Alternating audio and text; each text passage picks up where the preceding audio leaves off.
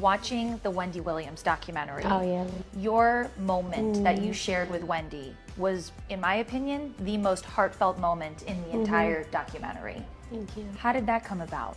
I just went over to her house. And there happened to be cameras? Yes. So you had no idea that you were going to be I popped filmed? up. Yep, I popped up. I knew the security downstairs because I used to come there whenever.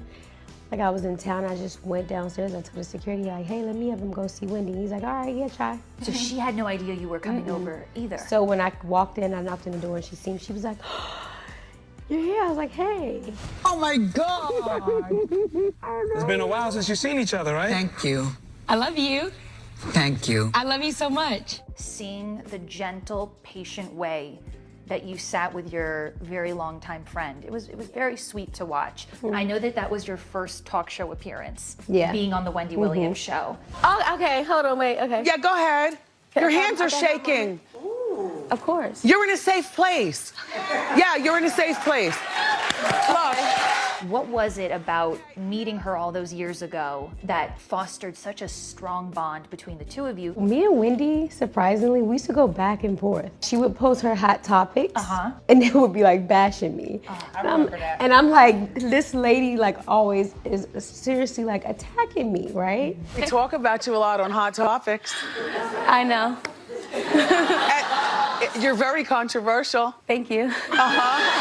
And I was like, okay, so I'm gonna do her show. Because when I do her show, she's gonna meet me. It will either be friends or she'll chill out on me, like with all the negative stuff. So I did the show, and like while we're sitting there on the set, she's like, I have to get your number. I was like, I have to get your number. So I was like, she was like, let's go to dinner tonight. I was like, yes. She's like, let's get a bunch of food. I'm like, yes.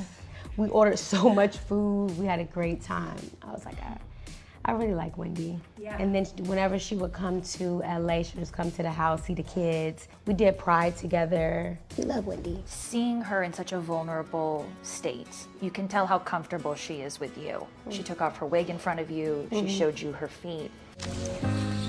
And real makeup. So beautiful. What was going through your mind in those moments? I just wanted to be there for her, you know? Yeah. And I just really wanted her to like see me. Yeah.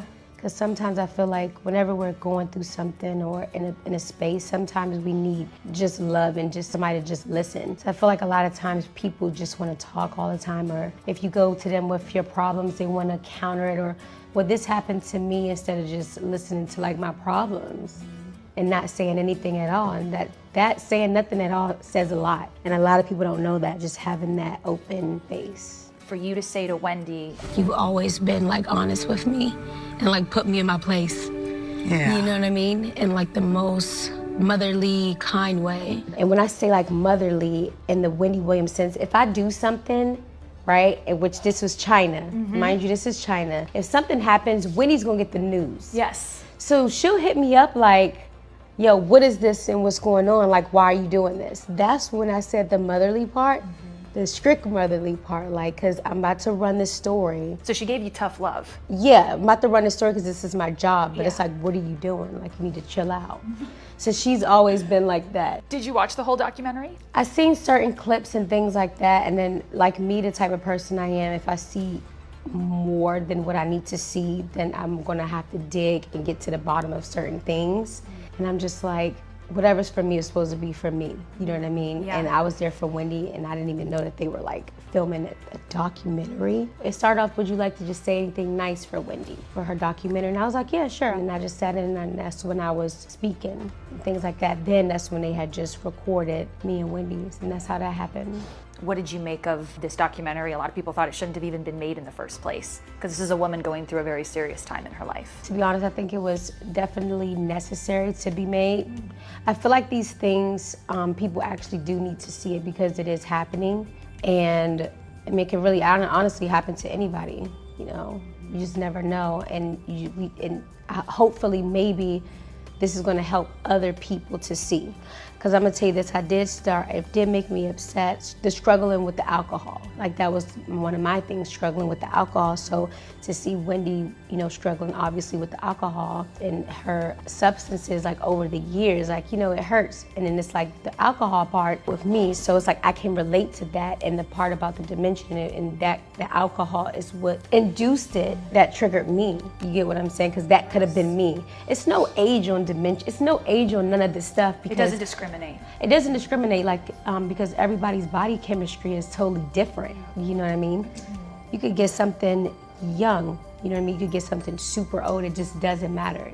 Since that was filmed, have you been in touch with your dear friend Wendy? I haven't been in touch with Wendy.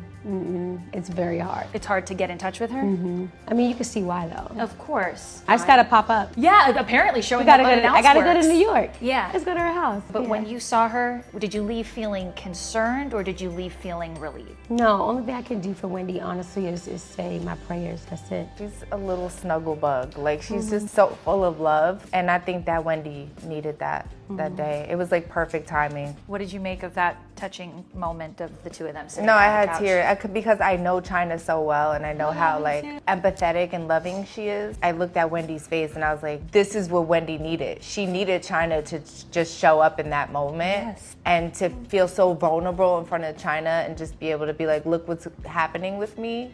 Chyna gave her a very beautiful moment. So I thought that was really, I think Wendy needed that. If you happen to speak with her, send her all of our love, our thoughts and Me too. prayers. Yes. Yes.